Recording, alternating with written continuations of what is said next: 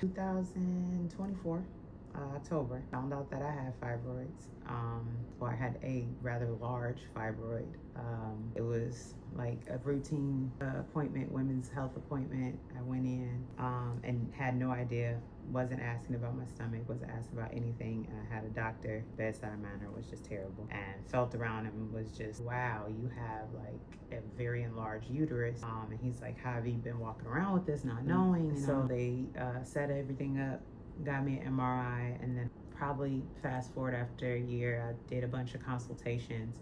I tried some natural remedies, changing my diet, drinking certain teas, stuff like that, to try to naturally bring the size down, because the options they gave me were literally like, do this medical procedure, we'll try to shrink it, we'll see if it goes down, and you know, it's gonna stop your period, it'll put you in perimenopause, you might end up with depression. And I'm like, all these side effects, I'm like, no, absolutely not.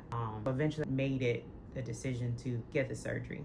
Not gonna lie, I put it off for a while, because in this process of all this, traditionally they say fibroids, women have like, I have normal periods, everything. I never had abnormal periods. It never caused me any pain. I never had any issues. I was just kind of living with it until I got pregnant. And the pregnancy just kind of took it up a notch. There's a increased amount of estrogen that's in pregnancy, and for some women it can morph. And so in this instance, it was just really the blood supply and the estrogen.